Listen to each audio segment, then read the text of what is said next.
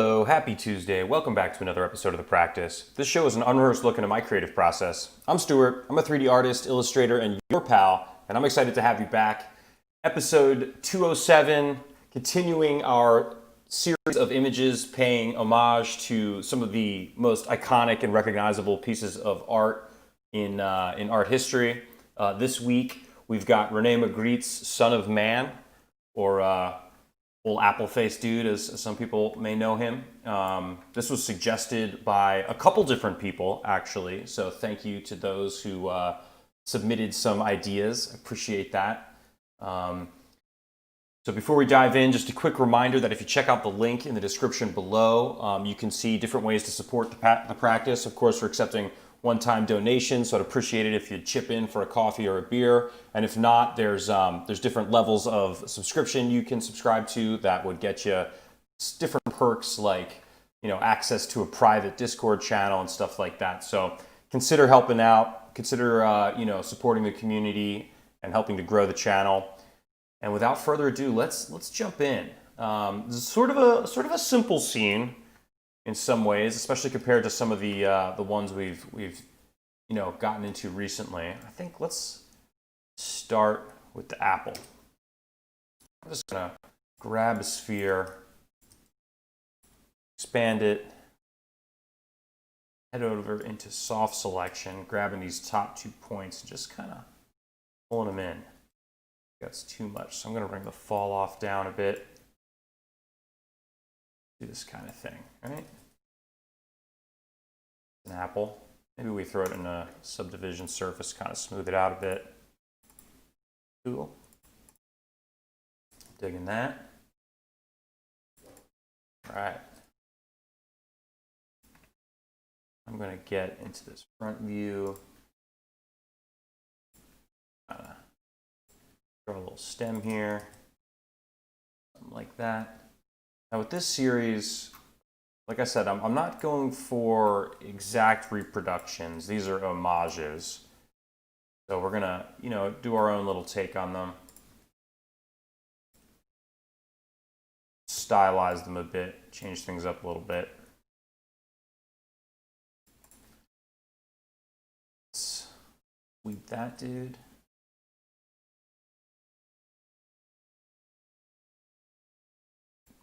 Down a little bit. There's the apple stem. And what I'm going to do is I'm just going to make a null called apple. I'll hide that for the time being. Let's make a leaf. I want to do this in sort of a non-destructive way.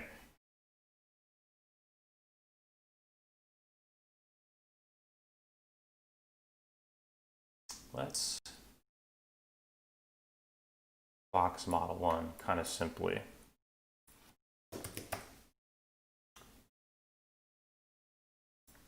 Then I'll probably use like a spline wrap to modify these. Yeah, that'll probably be the move.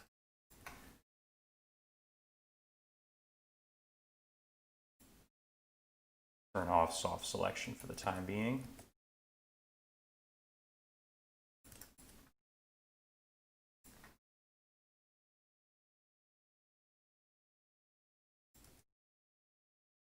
Our basic leaf shape. I think I want to subdivide this a few more times.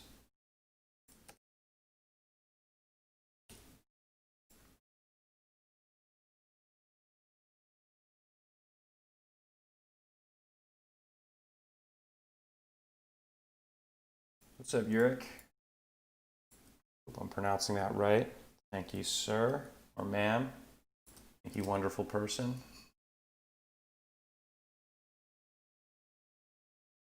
Where are you tuning in from, Yurik?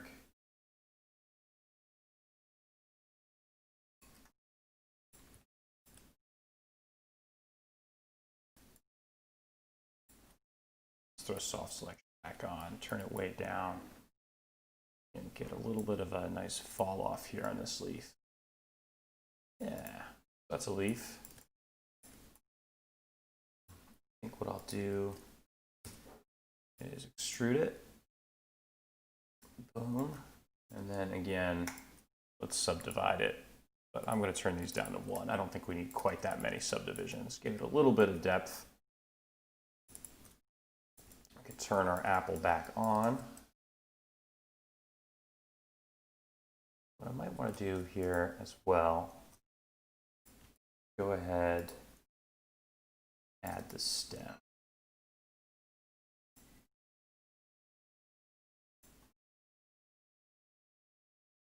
I just grab these two. This is going to be kind of a down and dirty way to do this. Maybe I'll change my mind, but if I just grab my stem, grab these little polygons here, extrude that. Actually, let's do a few smaller segments. I'm going to turn off create caps, so this is just a little cleaner. Boom, boom, boom, boom. I got 4 subdivisions. Now I'll go to actually 8 when it's inside of our subdivision surface. I think it could be a little thicker and a little longer.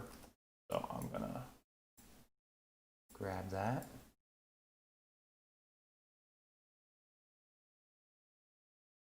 Actually, let's turn off the soft selection. I'm just going to make this a little larger. And then since I'm going to be spline wrapping these, I think the way to do it is just to spline wrap the whole thing. So I'm just kind of keeping it simple. So let's do this. I'm going to go, whoops. Grab my pen tool, I'm going to go to the top view. I'm just going to draw spline. I'm going to use the transform tool there to make sure everything's lined up. Also going to do, I'll do that in a minute, never mind. All right, so now on this plane, I'm going to hold down Shift, add a spline wrap, which is beautiful because it automatically makes it the size of the object. And inside the spline wrap, I'm just going to add this spline. Now what's cool is when I move this spline, it will affect the shape of the leaf. Now it's a little weird. And we can rotate this guy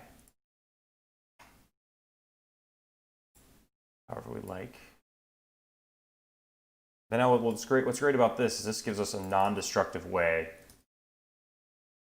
to model all 4 of these leaves. And the reason I did it that way is because I know I've got 4 leaves that they're all similar except for how they're curved. So if I make one object that I can curve in a variety of ways, that makes it a little easier on me. Let's group this, call it leaf. And then what I'm going to do, this is the thing I lost my train of thought on earlier, is move the widget here to the base. I'll make it slightly easier. I'm also noticing that the arrow here on this spline wrap object is going in the opposite direction of what I want to. So I'm going to change this from +x to -x. Yeah, we can leave it like that. Maybe that doesn't matter. All right, so let's turn our apple back on. Let's shrink our leaf down. Just kind of get it in position here. Which way is our front? So this way is our front. We've got 5 of these. Let's just kind of get them roughly in a position. We could spend some time making them look great. Okay. Boom.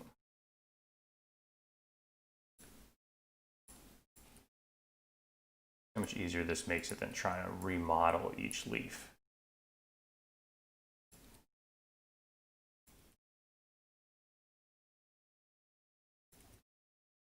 Another thing you can do is hit inside the spline wrap, end mode. Oh yeah, mode, you can just hit keep length. What that'll do is prevent you from stretching it out too far, and that depends on what you want. Now, with this, you'll see that whatever the length of the spline, the leaf will follow. You could say keep length, which will keep the length of the object. And you know what, for this, I think it's okay if we don't keep the width. That's fine. It'll, you know, cause a little more variation in these leaves, which is all right. There's leaf one. Let's angle that down a little bit.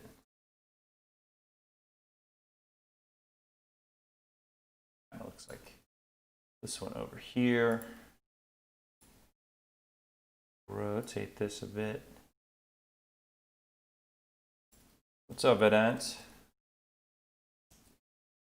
Thanks for tuning in. Another leaf. I'm going to shrink this guy down a touch. Rotate him up a touch.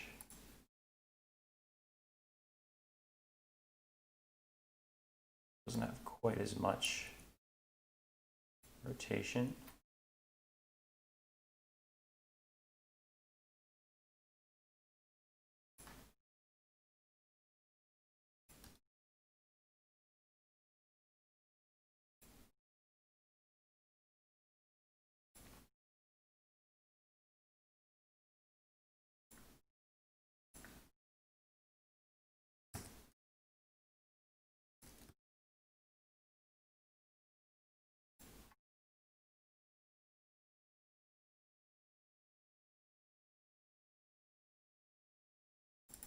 Also going to turn the visibility off on these spline wraps.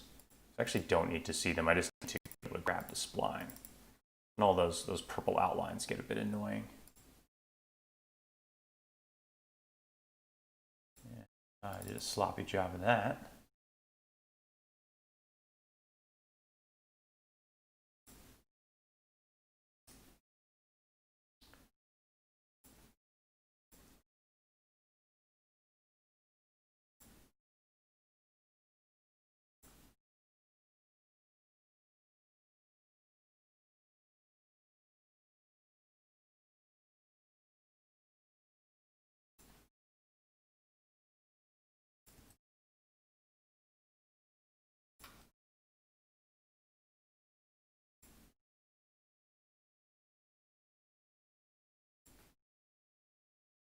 We got one final one. Guy kind of tucks down behind the apple. I'm going to angle that down.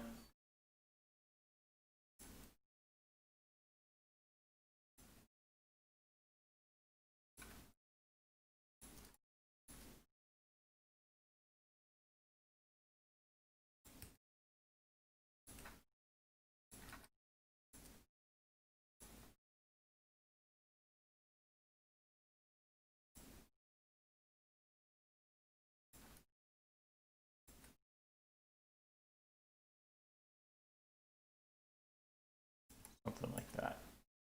So that's an all right start.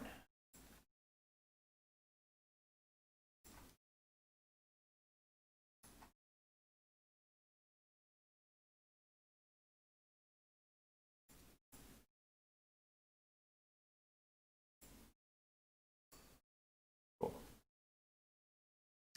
So there is our apple. Nice. I'm just going to throw these leaves inside the apple now. Good deal. Okay. Now let's model the guy.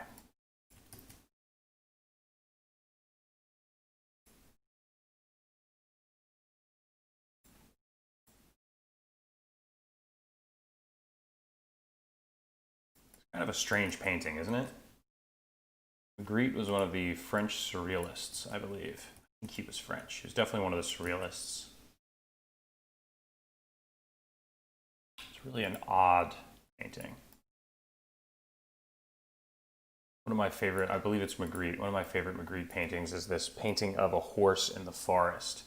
And the trees in the forest sort of interrupt the visibility of the horse in this really bizarre, surreal way. Very cool.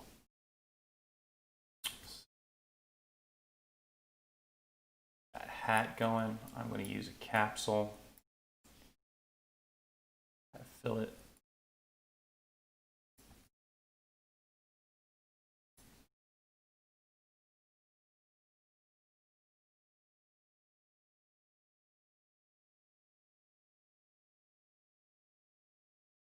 cylinder here. Rim.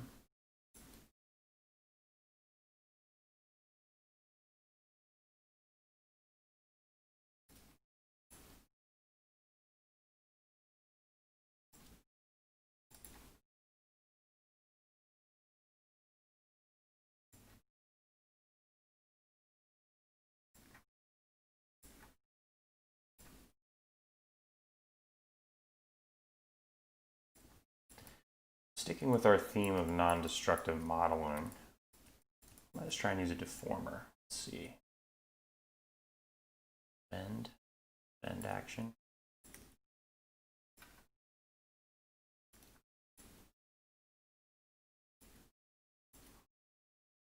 Whoa.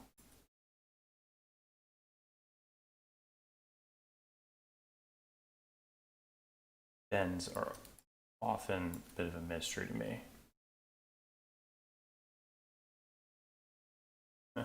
It's sort of doing what we want, but we got to reposition it in such a way. You know, I lied. I'm changing my mind. We're doing this on the fly. I'm just going to do this by hand. The thing we could do is use like an FFD. Actually, let's do that. I'm talking out of both sides of my mouth today. Let's add subdivisions. Don't need any that way. That way. What's kind of cool about the FFD, it allows you slightly larger. But it does allow you to just grab points and kind of modify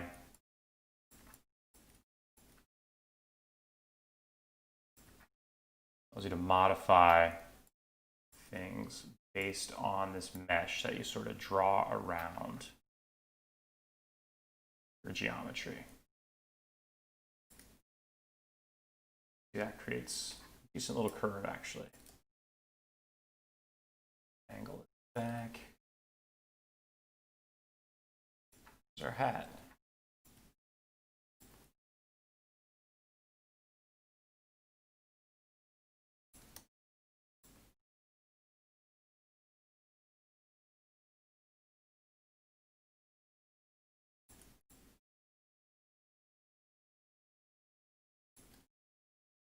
Let's drop a camera in. Sort of zero that out. Get our head-on view. Also see that the portrait view. So I'm gonna start with 720 by 960,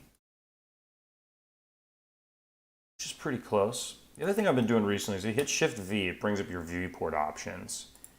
I go over to view, turn the tinted border up to maybe like 75 or 80%. That allows me to get a better sort of view of the active area, which I dig.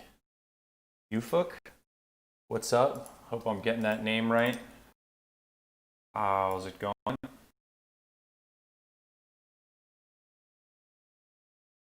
Where's everyone tuning in from today? Where are you watching from? I'm pretty sure Vident's in India someplace. How about the rest of y'all? Again, I'm going to turn off the visibility of that FFD. Actually going to select it and just scale upwards to get a little bit more of a dramatic fall off. I lied.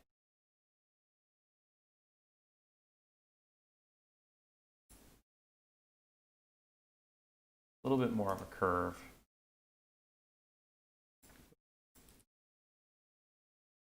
Apple's a little too big. Leaf isn't quite in the right position.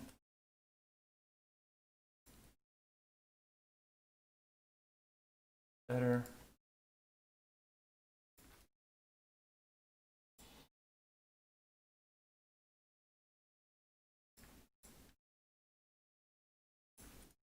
Now you can see a little bit of the eyes, the other side of this. Face is a little bigger too. Let's scale that up. Get this sitting properly.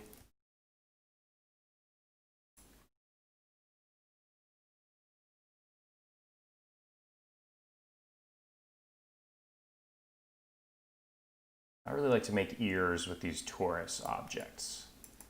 Add one of those and a symmetry. Group the hat. Scale this torus down. Get it roughly in position.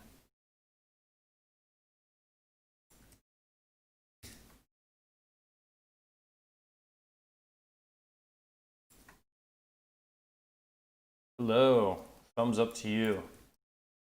Shout out your name. Fortunately, I don't know how to read it.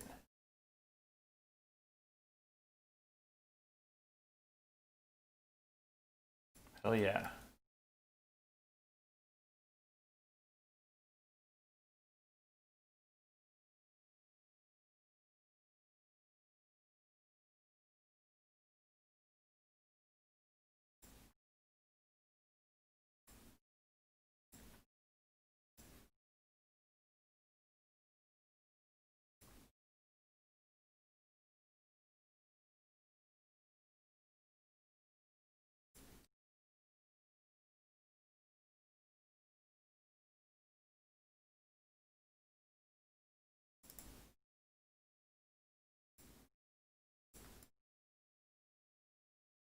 Cool. Let's block in some eyeballs. I'm going to use that same symmetry object.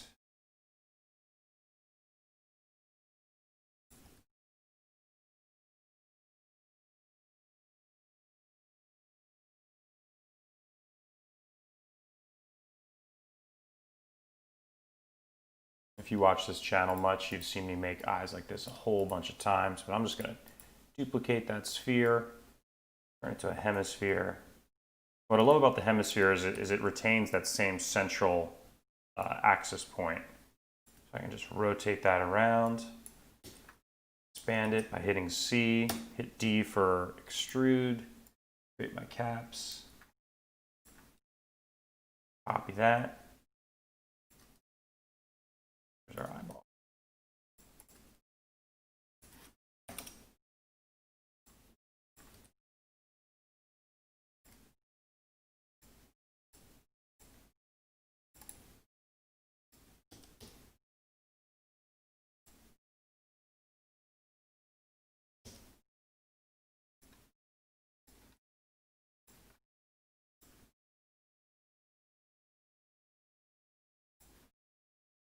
Apple is still a bit too large. You know, the stem is much larger than we have it too.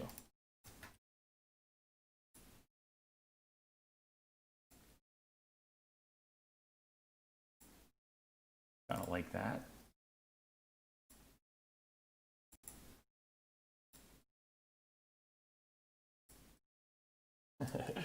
To me, he kind of looks like he's about to get hit in the face with an apple. Like the viewer from this perspective just tossed an apple at this guy's head. About to get hit in the face.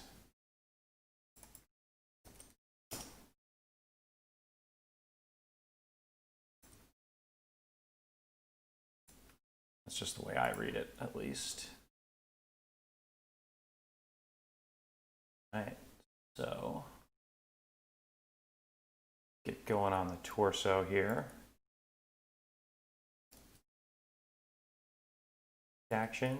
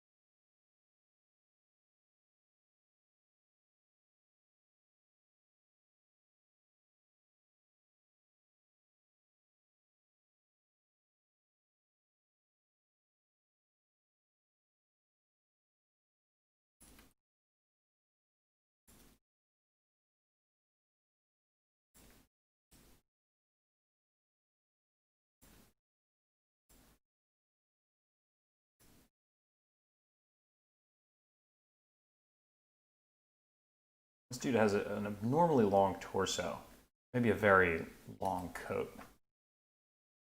As I was studying this piece before starting up today, I was really noticing that. It's kind of strange, portions of this gentleman.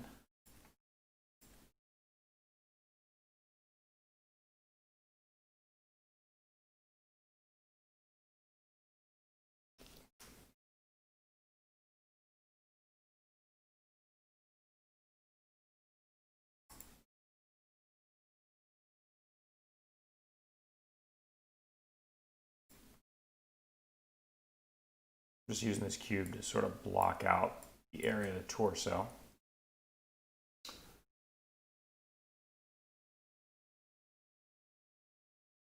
Figure out a way to make these lapels. Lapels are always a pain to make. Figure out the best way to do that.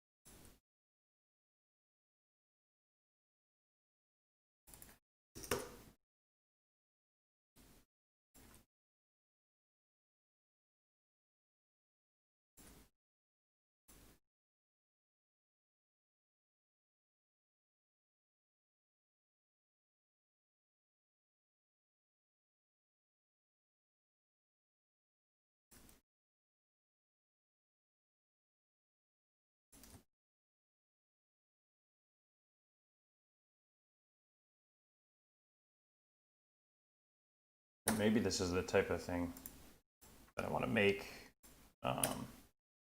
as a flat item and then do a spline wrap around it. Let's actually try that. Never made one this way before.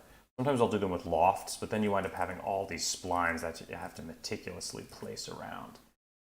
Maybe sort of box model one, a flat lapel, kind of warp it around. Let's try that. Make a cube in a separate file and expand it. Taper the one end. Make a cut. Taper this end as well. It's kind of like a lapel.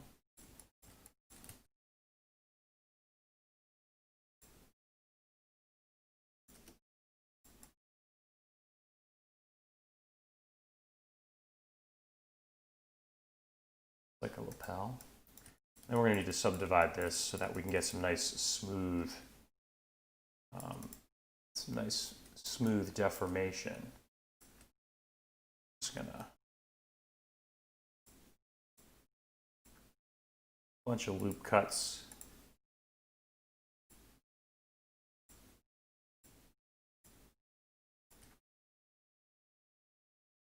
Try to do one this way for good measure. And let's throw this inside of the subdivision surface, which is good.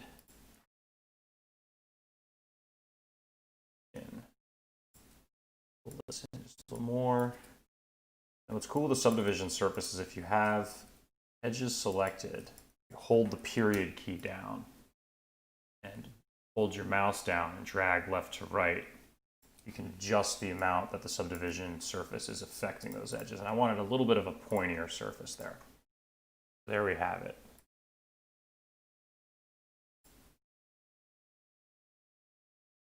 Let's copy that in. Roughly in position there. And we're going to do the same thing we did before. I'm going to add line wrap. Holding shift. You see the arrow is pointing in the wrong direction. So I'm going to do, let's see, plus Y. Got our arrow in the right direction along the axis that we want to subdivide this thing. Before I mess up my camera angle anymore, I'm going to add a protection tag to it and hop on out. Whoop. Then see if we can't wrap this around where it needs to go. Let's just start top.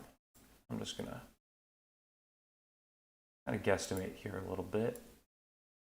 Draw a spline kind of around the neck. See that obviously not the right spot.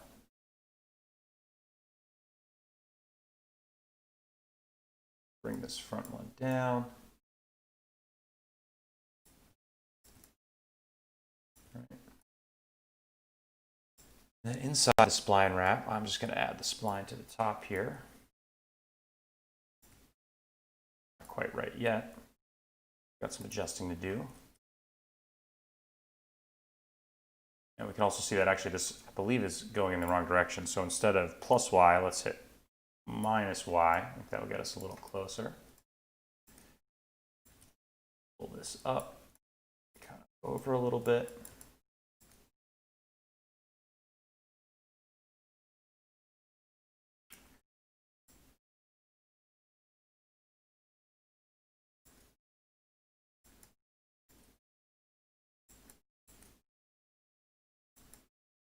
That's wonky, right? But what we need to do is go inside the spline wrap and adjust the rotation.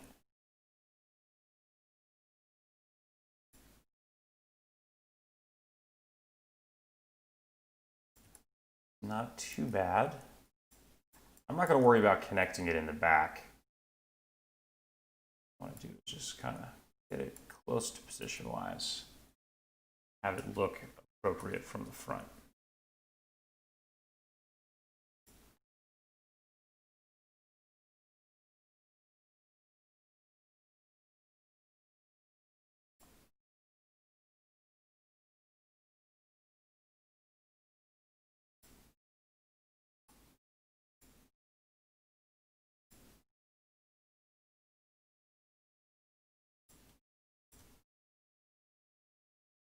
What's weird to me is how far off of the spline wrap actually is. I'm not sure why it's doing that.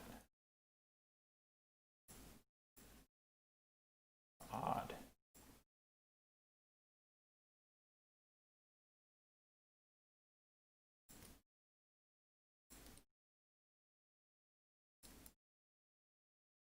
I'm gonna have to fight with this thing a little bit, I think, to get it quite right.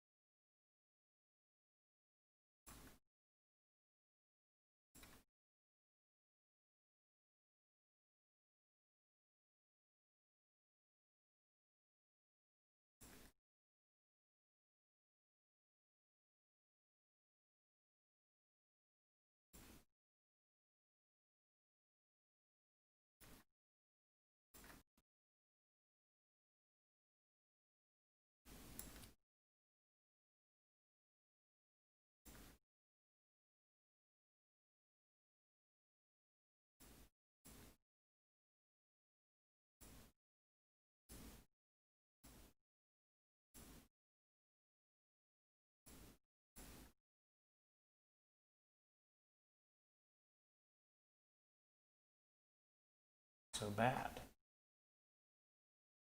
I'm just going to copy this over. If I can get away with this, I'm just going to hit -1 here. Oops, wrong axis. I'm just going to flip it. And inside this spline wrap, drag it opposite end. You have more of a mirrored approach.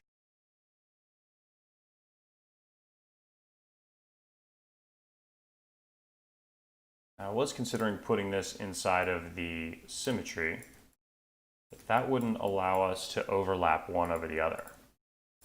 This is what I can do. These aren't quite symmetrical, right? See, that one overlaps, which is how it should be.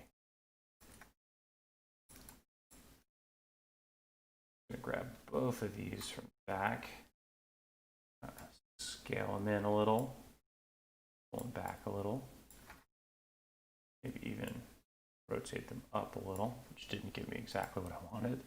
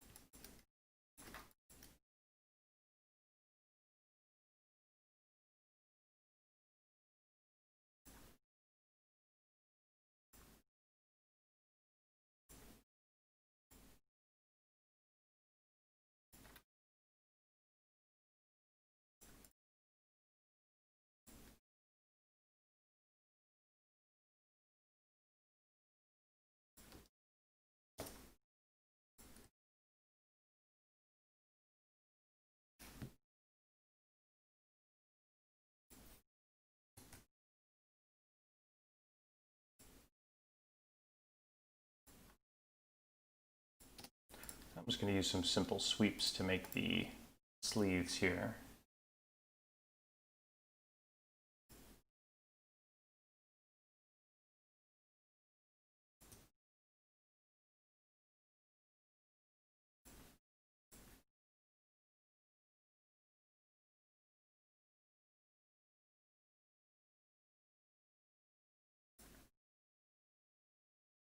Enough that these ones I will add to the symmetry, technically not in the head.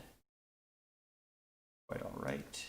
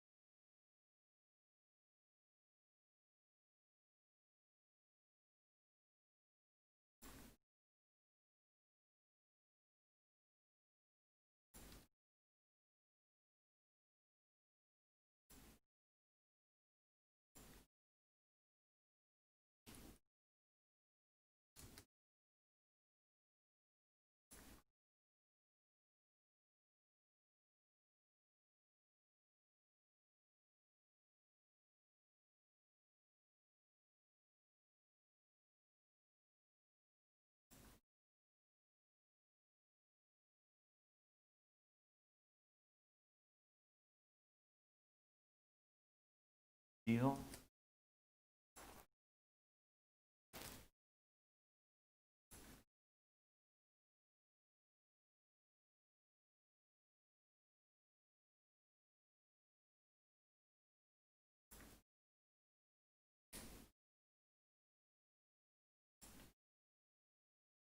I'm going to use some of these sculpt tools here just to gently modify the shape of the face. Just a touch.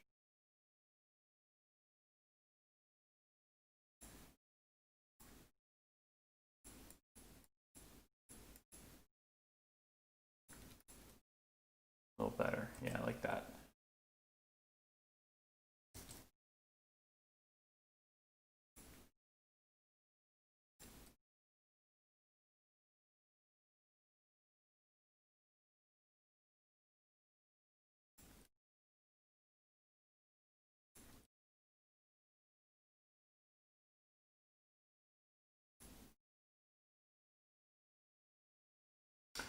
All right, now in terms of the hands, I'm not gonna model these from scratch.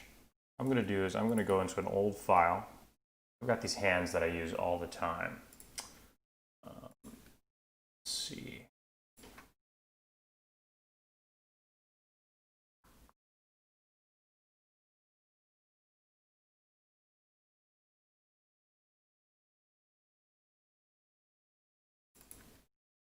With these, what I've done is all I've done with these is I've used Adobe Fuse to generate a human mesh, and then I rigged it using Mixamo, and then I deleted everything except for the hand.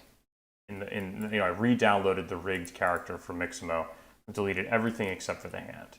And I've gone in and simplified things a little bit. I added this smoothing object to the mesh just to simplify things a bit. And then I go to these all the time. This is like part of my library that I use really frequently. Way too small, obviously. And since it's rigged, I can't just stretch it out. Things get really weird. Look at that, very strange. Some sort of gang sign. But inside of coordinates, what I can do is go 10, 10, 10. That's too large. Maybe we say 8 by 8. Yeah.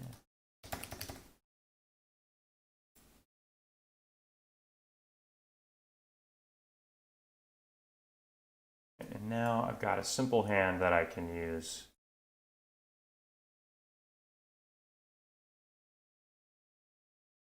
Maybe in a future episode of the practice, I can sort of go over the process of creating this asset. Go even smaller with it. Let's go 6s. Nope, that's too small. 7 was good. I think perhaps just our sleeves are a little too long.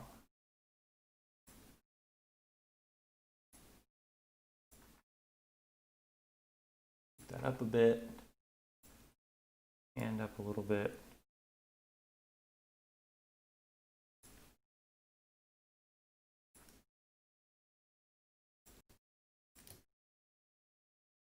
What's great is I've got this really simple sort of blank slate hand that I can work with.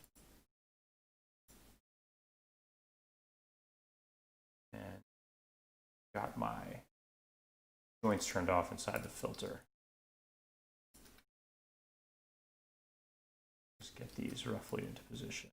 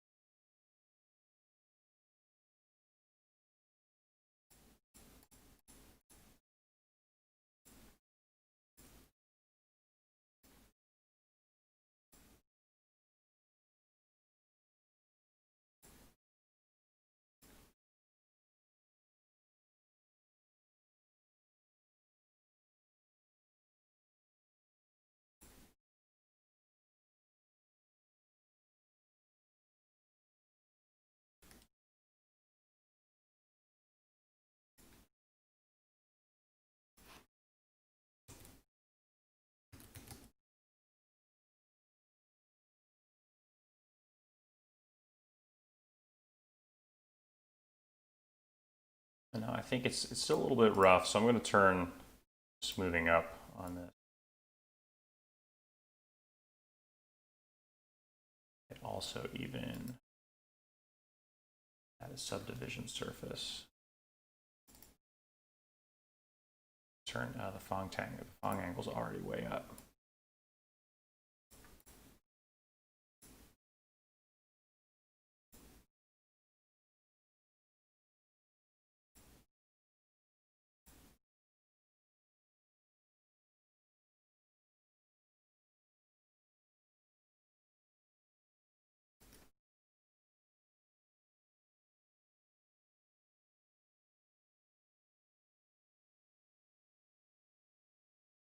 Another thing that might be worth doing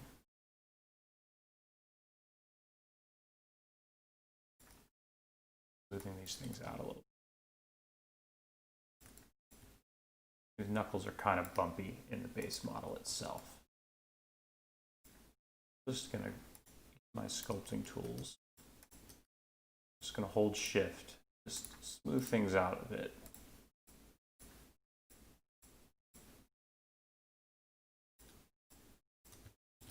Knuckles are a little bumpy, just a little bit too detailed.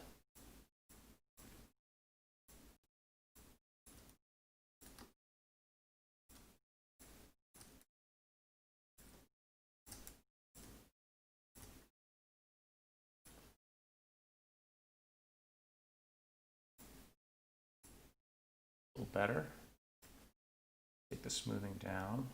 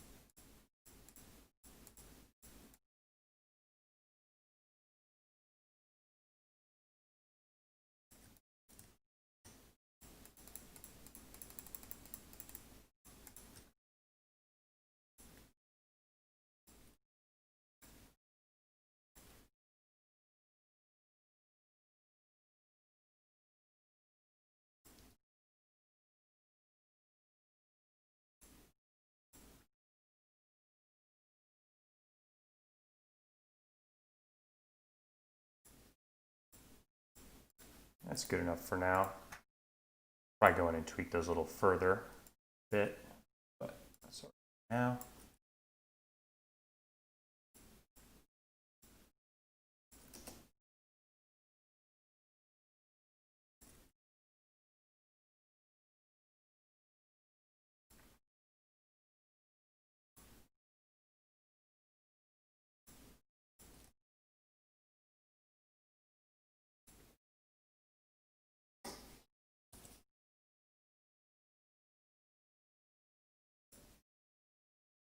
We've still got a few details to add to the coat here.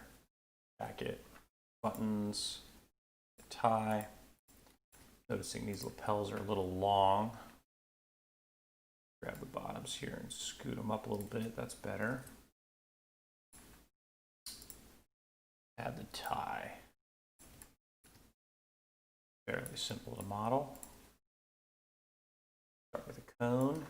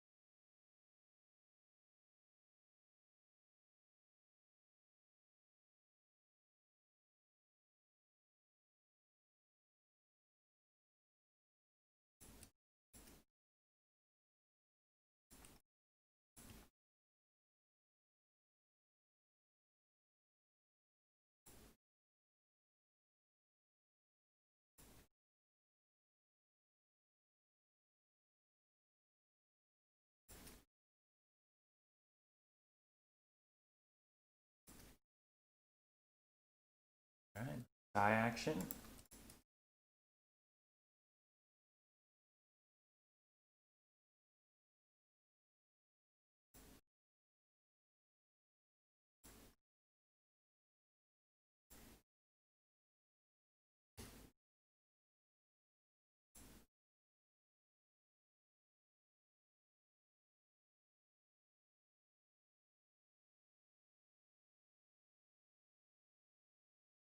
I'm not really going to worry about the full length of this thing. Anything that falls behind those lapels, I'm considering hidden.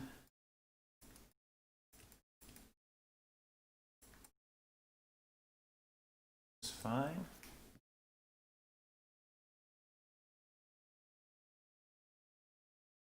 Deal with here. The best way to do this will be, well, maybe not the best way, but a way to do this would be to just duplicate the coat, delete the part we don't need, hit UN there for Fong break selection.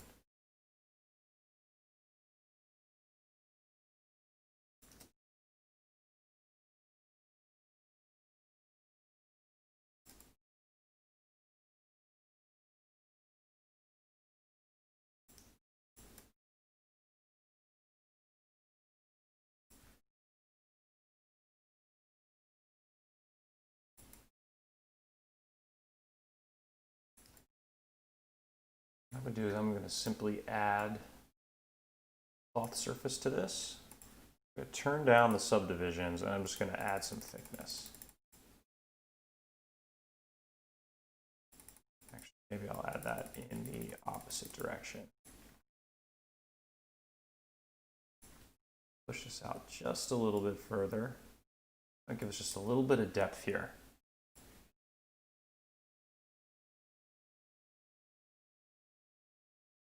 What's up, guys? NDesign, Alloc 3D. How's it going?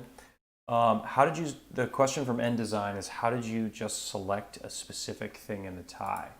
Do you mean like this? Like a polygon selection?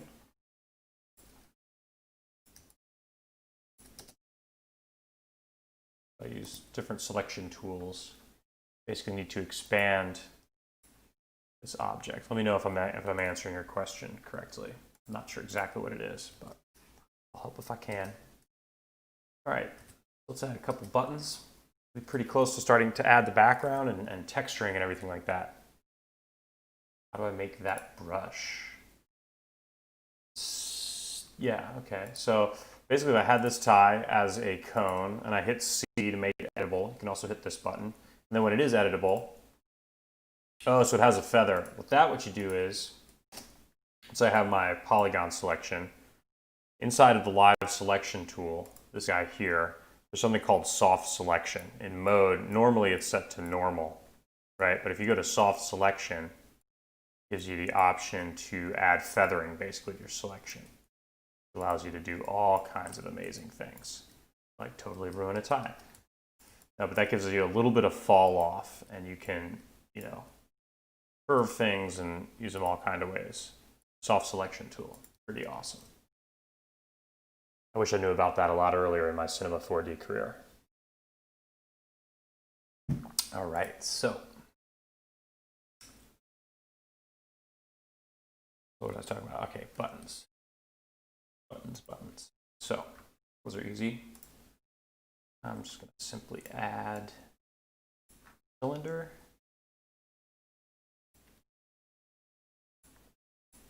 Yeah, found that useful. Why don't you hit a like and a subscribe, my friend? New videos every Tuesday. The hands, I used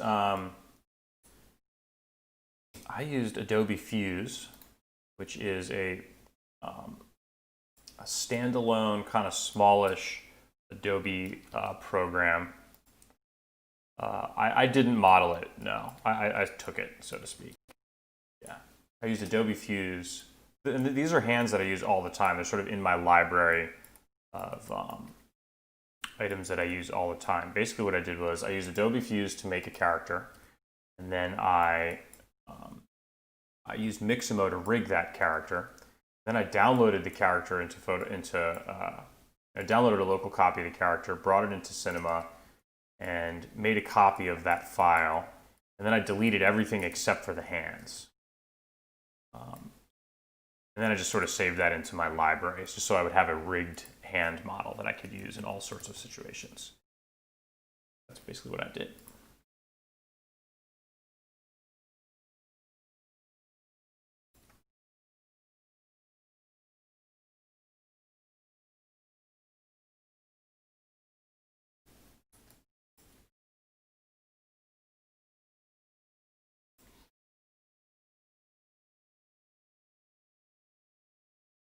Couple of buttons.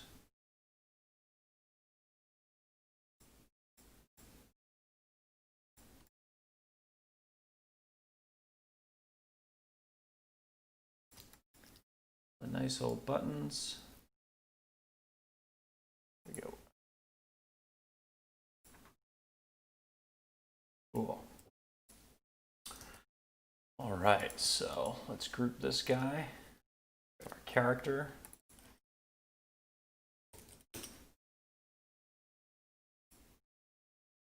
Now let's take this little wall here. That should be fairly simple. Cube. Throw it in a cloner.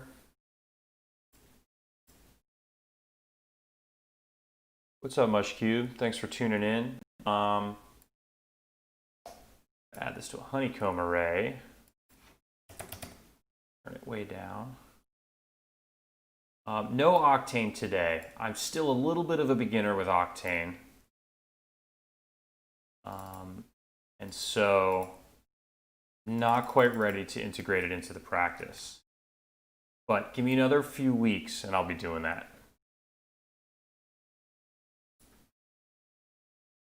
In fact, speaking of another few weeks, I'm just a couple weeks away from a big cross-country move. The wife and I are currently living in Austin, Texas, and we're going to head back to Pennsylvania to be closer to family. And so I have to announce that I'll probably do one more episode of the practice next week, and then I'm going to be off for a couple of weeks. We're totally unpacking the house. Got to break everything down, including my computer and my desk and everything like that. And then I'm going to be, moving almost 2,000 miles away. And so I'm going to need, we're going to need a couple days to do the driving and the relocation. Then I'm going to need maybe a week or so to set the studio back up and get back up to speed with client work. So consider it my sort of summer hiatus. I will be away just for a couple of weeks, maybe 2 or 3 weeks. So I'll try to remind everyone again next week. Here we used just a cube rather, and a cloner. I made a super simple brick wall back here. Add a little fillet there.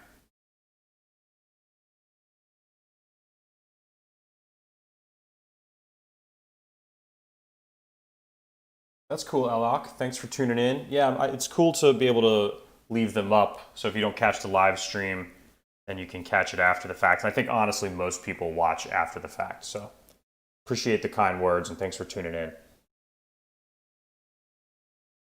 Yeah, big task. It'll be a big trip, but I think it'll be worth it. Closer to family, friends, all that good stuff. So it'll be good. So you got sort of just a generic-ish blue background back here, but I think this is supposed to be like a retaining wall and then some water.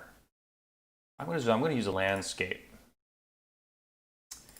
Turn off borders at sea level, and I'm just going to pretend that this is a big-ass body of water.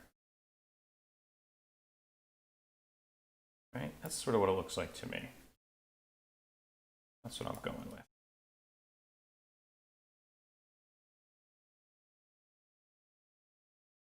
The water. I like to do these landscapes sometimes too.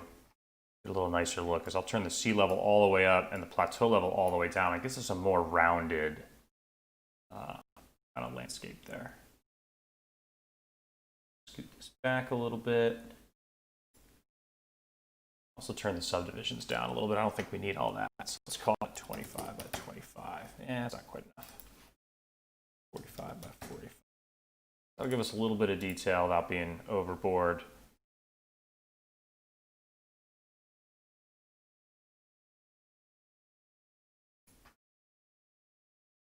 Hey, whoops. Where's that? That down a little bit. Cool. 40. All right. Then we've got a big blue background. Honestly, I think I'm going to make this simple as can be. I'm just going to drop a piece of geometry back there. Oops.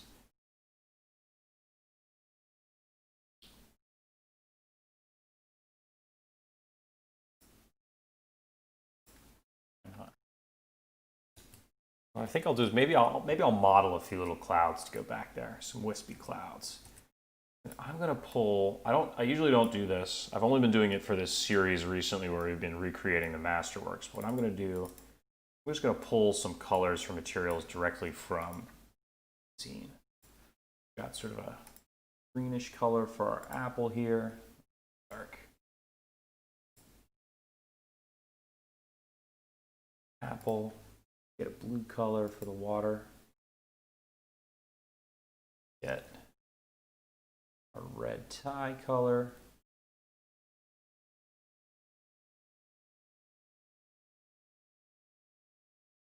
Get skin tone here. try to pull something that's in the mid-range, because Cinema's, with its lighting, is going to add the highlights and the shadows. That's fine. Get something in sort of the mid-range here. Color for the suit. Need maybe a copy of color. What kind of sky color do we have?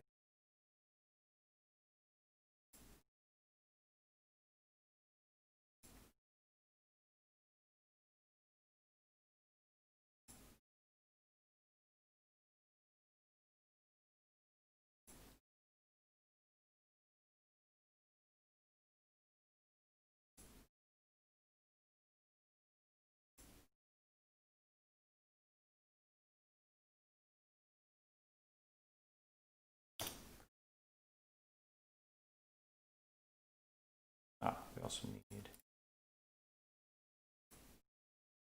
shirt here, which plain white. Guess that. What we also have to do is separate out shirt from the suit. It's all one object at the moment. Let's see. You know what I'm going to do is I'm just going to Boolean it out. So I got the subdivision surface. I'm going to drop this area. Spline, let's extrude it.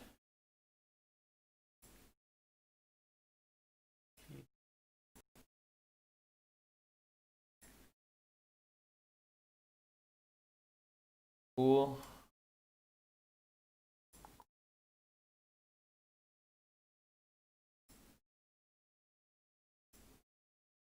Ordered correctly. All right.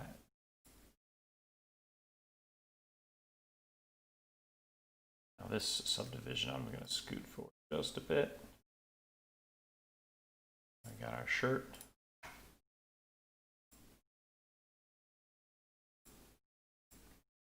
Also, so the neck is visible here.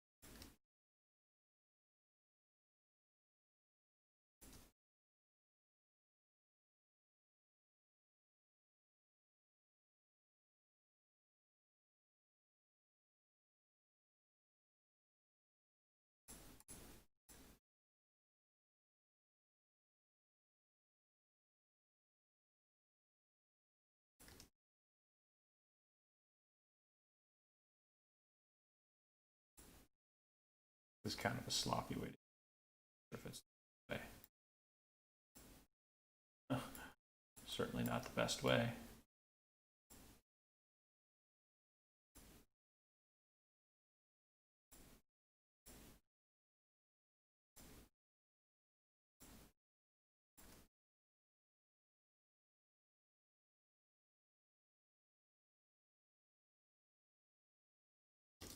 That.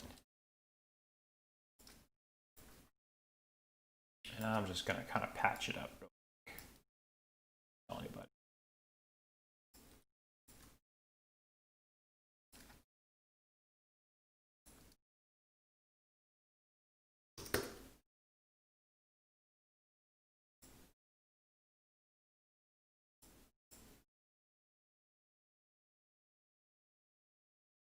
That'll do.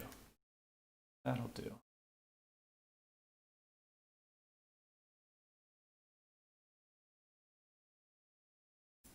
Noticing.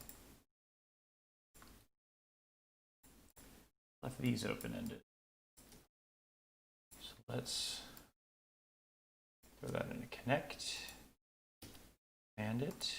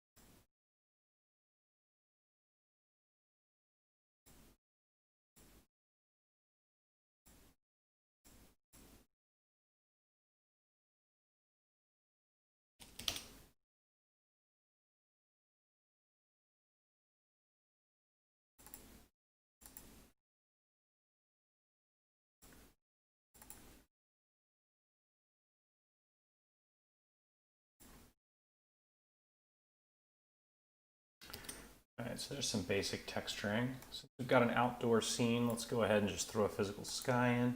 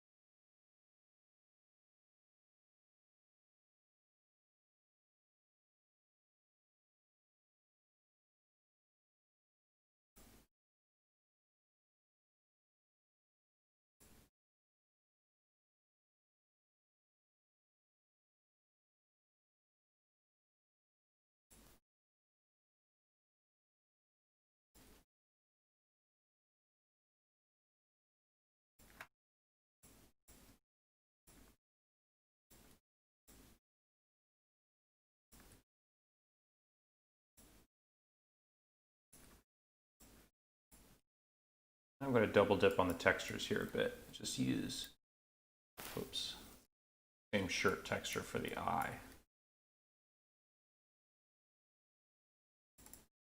Get it?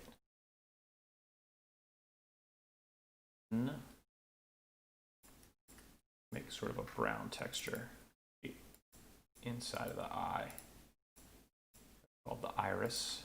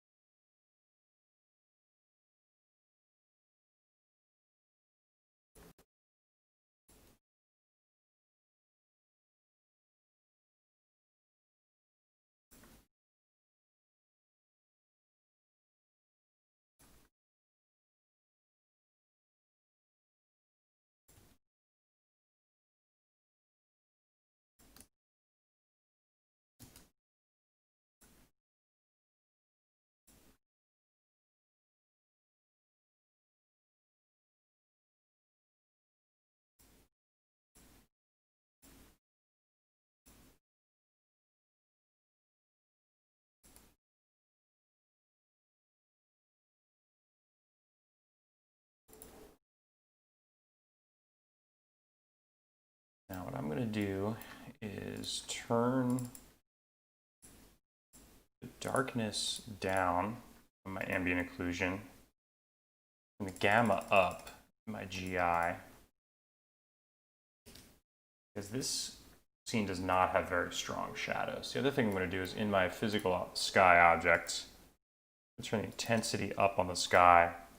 I'm going to turn the density down on shadows in the sun object. That sort of lightens things up, which is good.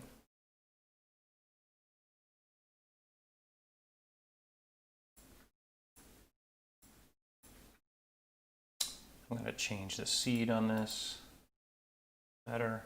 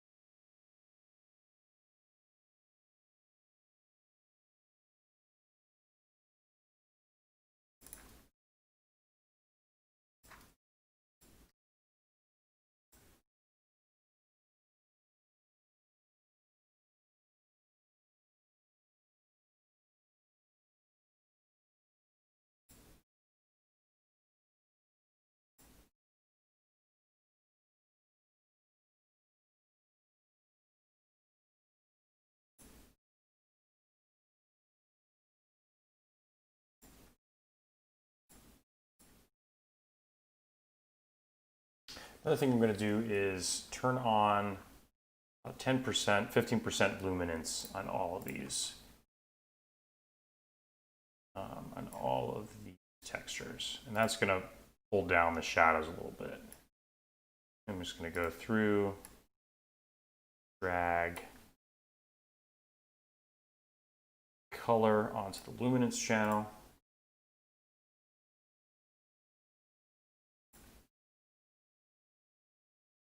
Things like this, a lot easier with Octane actually. As I'm getting better with Octane, I'm learning some of the benefits it has. So I'm definitely looking forward to sharing that stuff with you guys. Probably when I land in PA and I'm done with the move is when I'll hopefully be well practiced enough to start sharing the Octane tips with y'all.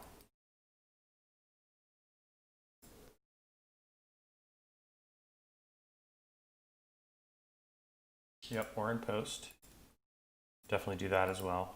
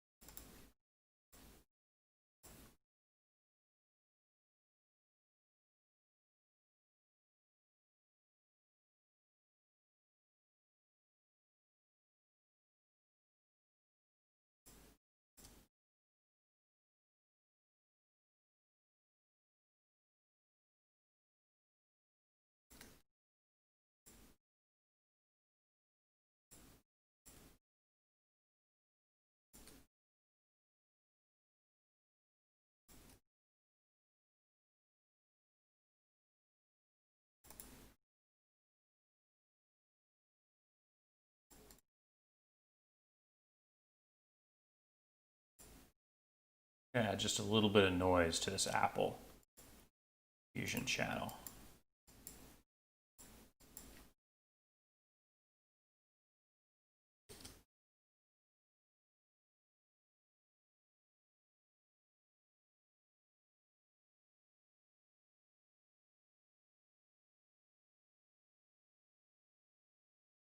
Just a touch.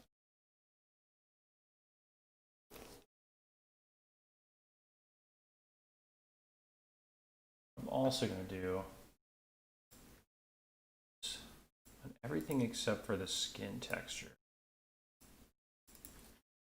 Skin texture. I'm going to turn specular way down. Actually, you know what? I think the apple needs a little bit of specular because apples are kind of shiny. But this suit and the tie and everything like that has way too much of like a specular highlight. Let's check that out. That's a cool idea. What I was thinking about doing is just using some primitives to model some really simple cloud shapes.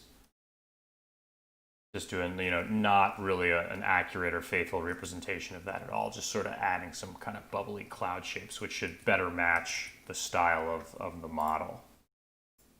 I'm going to do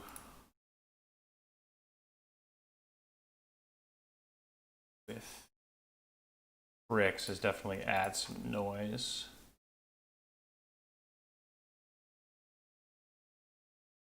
Pull some samples right from model here. Let's see, like that.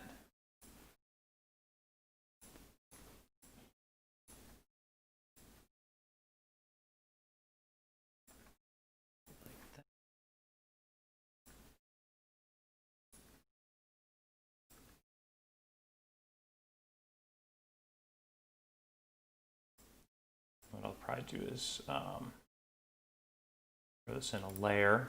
You guys saw plenty of this layering last week. You tuned in.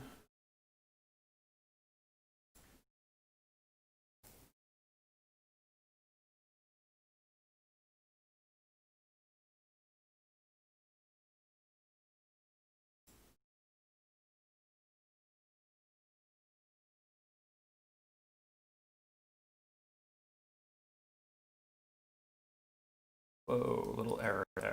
That's weird that sometimes you get that error. You can always tell it's coming because there's all these weird magenta spots.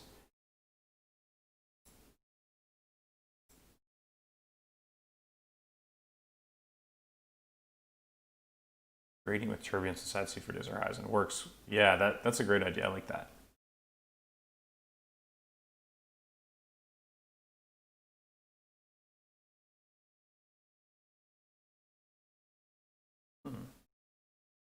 I didn't apply the proper skin tag because look at head is all noisy.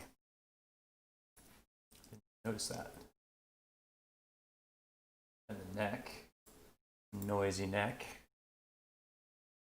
That skin in there, and I'm also going to add some subsurface scattering to the skin, like I always do.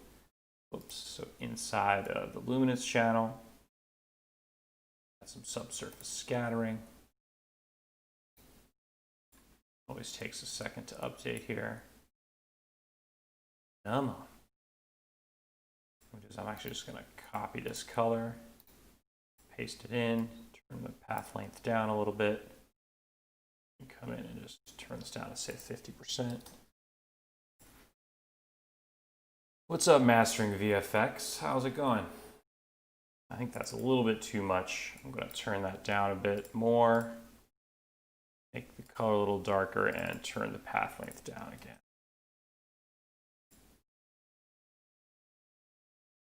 Let's also grab this apple. Where are we, apple? Turn it down just a little bit. Just a little bit. I like seeing the eyes peeking out just a touch.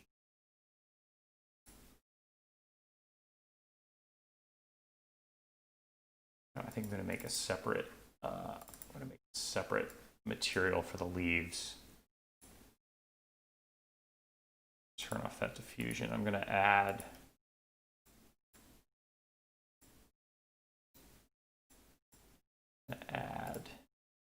Just some noise to break it up. I'm not going to worry about getting into like all the veins.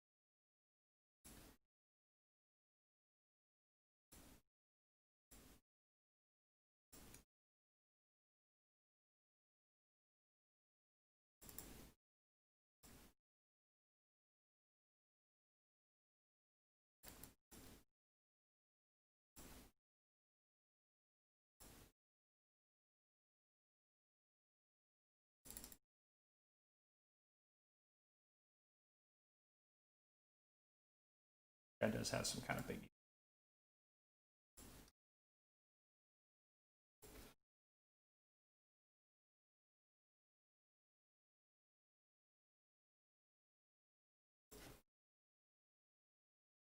Turn that noise down in the leaves a little bit.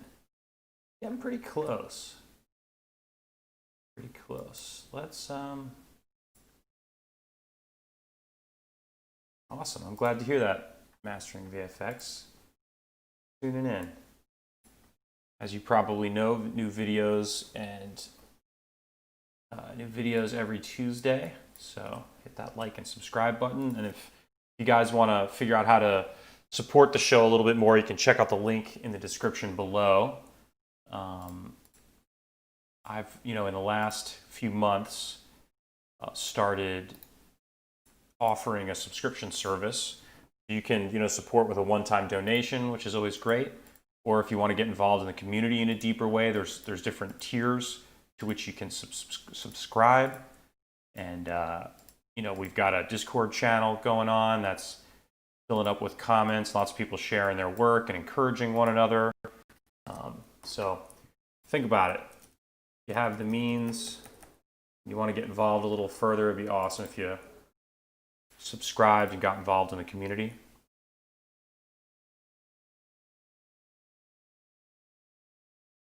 So again, I'm adding some noise to this water material. Nothing major, just kind of subtle, but wanting to break up flat color just a little bit. I'll probably do the same with the sky.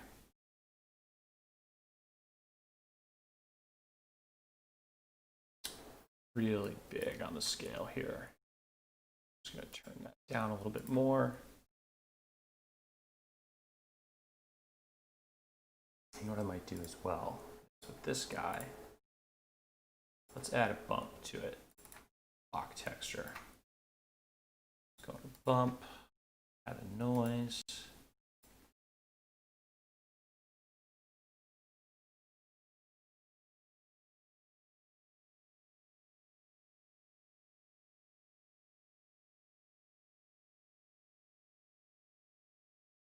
It's just a little bit more variation on the surface. This is pretty richly textured. Yeah, that's pretty good. Maybe a bit too strong. Too large.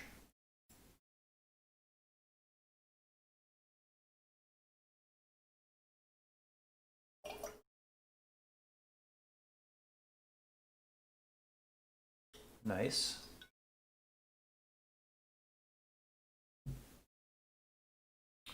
All right, what else? Yeah, I think we can add just a few clouds back here. I've been playing with a new technique of making clouds. I'll show you guys what I like to do. Some nice kind of bubbly storybook clouds, if you will. Turn the height segments down, expand this dude. Loop selection, long break selection. Drag this guy up. Go to the side view and make sure that my axis is at the bottom. This guy. I'm going to close that polygon hole. Okay, so I've got this wonderful capsule. I'm going to clone it in a grid array.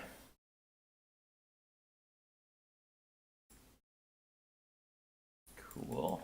Then let's add randomness to that. I don't want to add, I want the bottom to be flat, like clouds often are. So inside our parameters, I'm going to turn off everything in the y-axis, turn up things in the x and z axis. I'm going to play with scale a little bit. Go uniform scale and just kind of bump this up. Get a little randomness to it. I don't love that seed, so try something else. That's a little better. All right. And the last thing I like to do with this cloner selected is go into our plane effector. Under the parameters, I'm going to turn off position. I'm going to turn on scale. I want to scale things up a little bit, but I only want things to affect sort of the central point of this cluster. What I like to do is inside the plane effector, I'll add spherical fall off. I'm going to position that towards the center, make it a little larger. We'll add a few more clones to this. Then you'll see that we've only got the step effector affecting clones towards the center here. And I can make this a little more exaggerated by shrinking down the size of the capsule and turning up plane effector.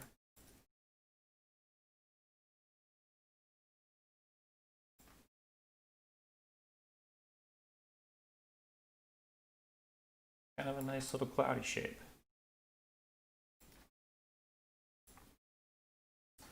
I'm going to group that, call it a cloud or a cloid. I'm not really going to worry about that typo. Throw this dude in. I'm going to grab this white material. I'm going to turn the luminance way up. I'm just going to turn the reflectance off. want this to be a little bit of a flat material. I even turn on a bit of opacity or alpha. Right, so now got some clouds.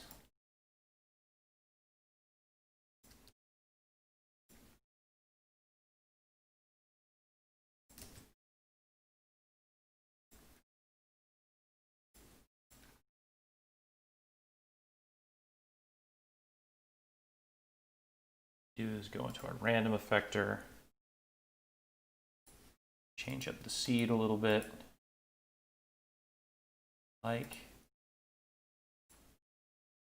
and things a little bit.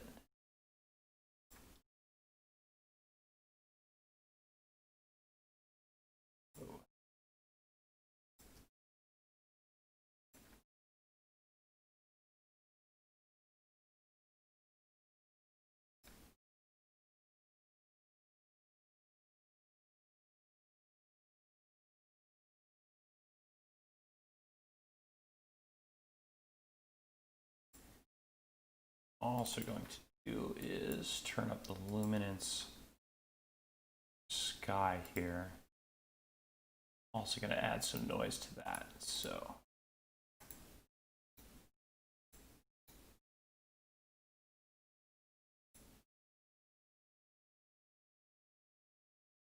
going to help break up that background a little bit as well.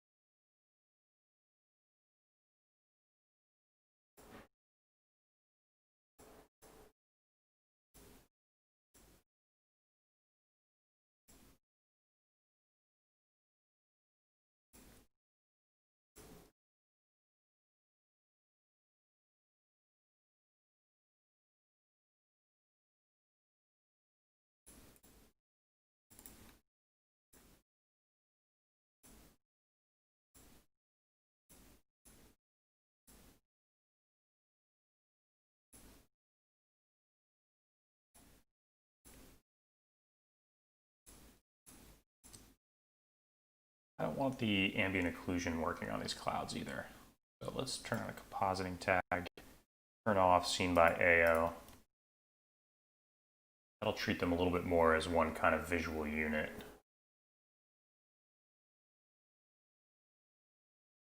I'm going to turn the luminance down on them just a touch.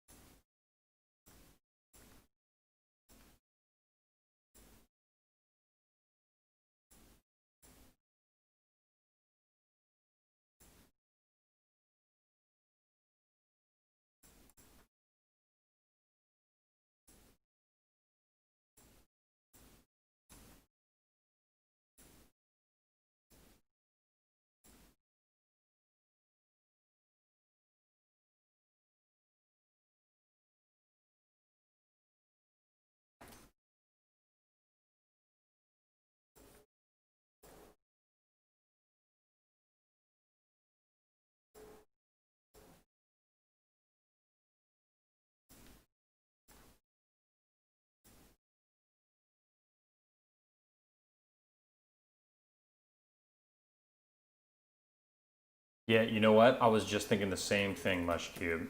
What I'll do simply is I'll add another compositing tag. I'm going to turn off receive shadows. Might do the same thing on the water. So that way, it just won't be receiving any shadows. It was too strong of a dark back there. It was all looking a little bit blown out. Again, I'm gonna turn down the luminance on both of these.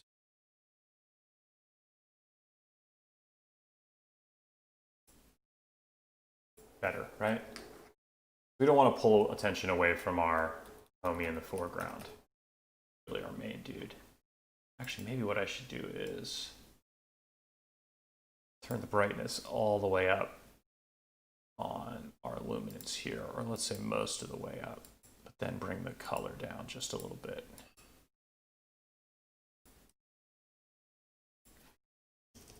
Because these are supposed to be background elements. They're not really supposed to distract. That's getting closer.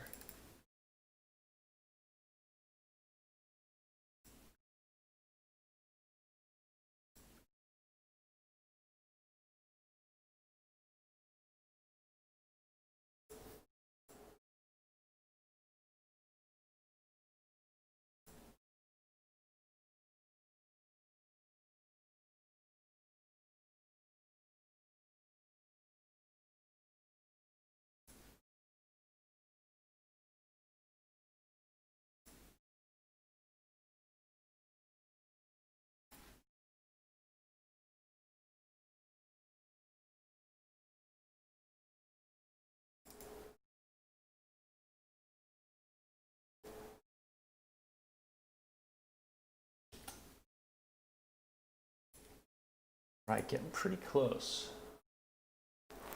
Let's compare the two. A lot of similarities.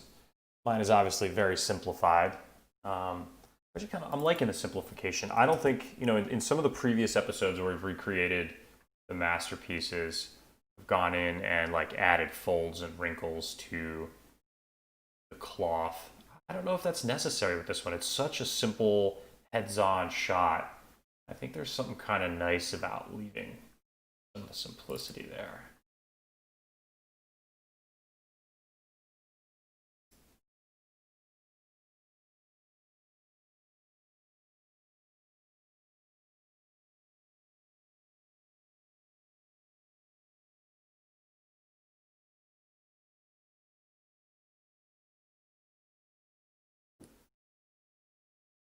Still want to bring down specularity on this suit.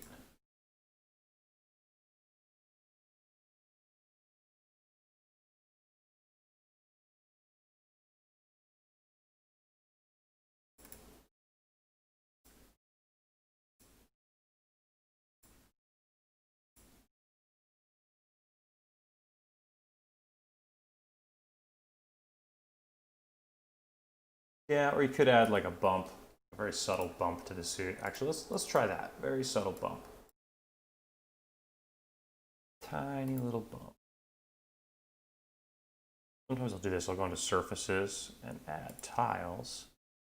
Inside the tiles, you guys, if you haven't done it before, go into the tiles and check out all these different patterns. But there's one called weave, which is essentially the weave pattern cloth.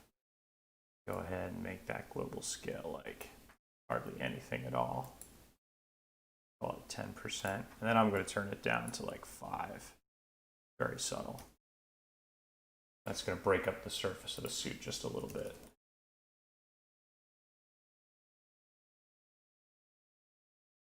This is all right. I'm just going to kill the reflectance outright, but then I realize I don't want to have any bump. I do want to have some reflectance on the buttons. I'm going to make a separate material for them. Same color,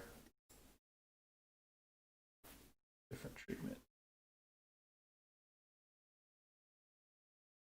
See what we got.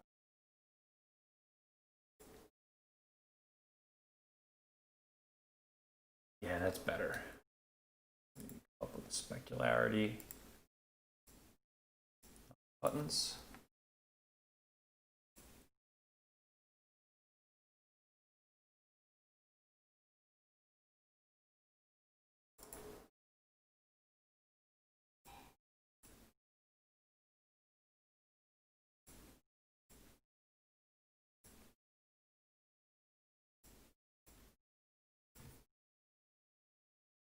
Oh, errors. Annoying.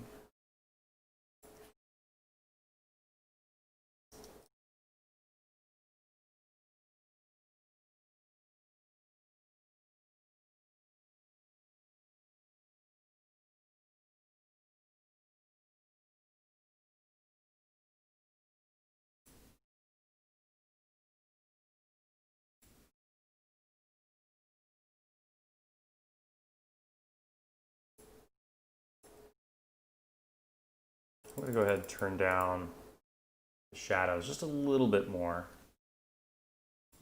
And I'm going to make the sky just a little bit more intense, say 5%. Also going to bring this apple in just a bit closer to the face. Connected here. Not that it matters that much, but get it right.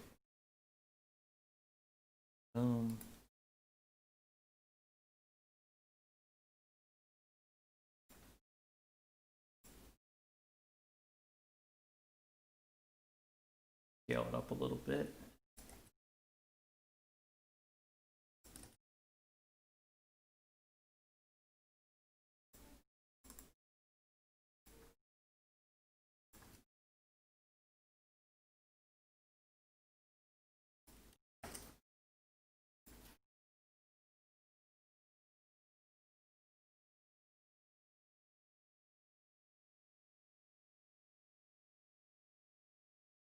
Cool.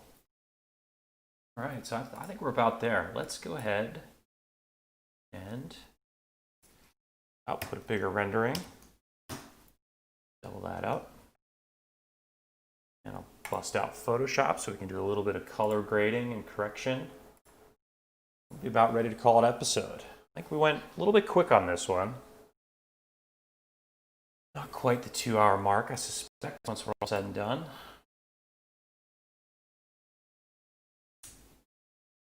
So let's save this dude out.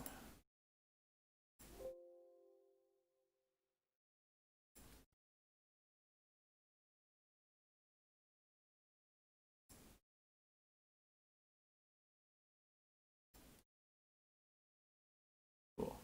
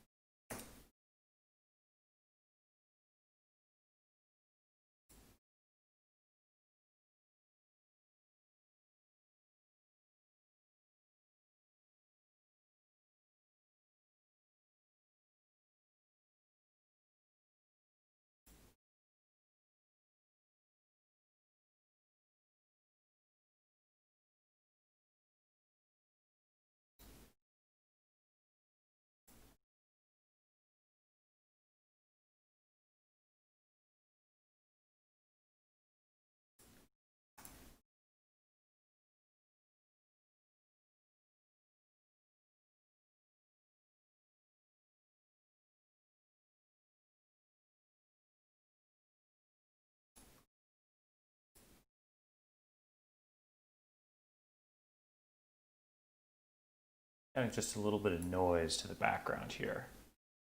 Kind of break it up a little bit.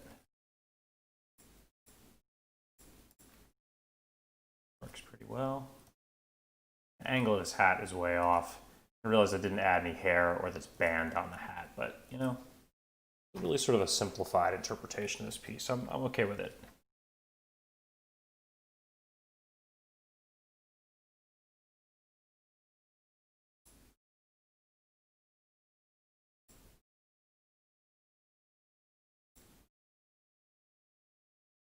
else we could do?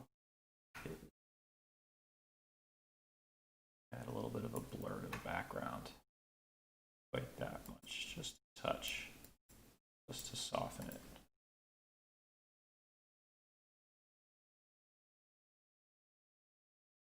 Why don't I make a separate layer to do that with?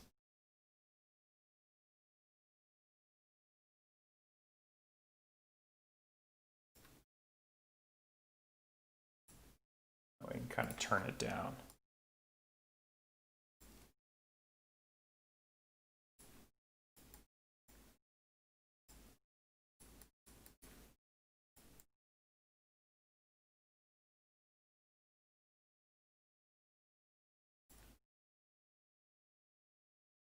All right. Little Renee Magritte.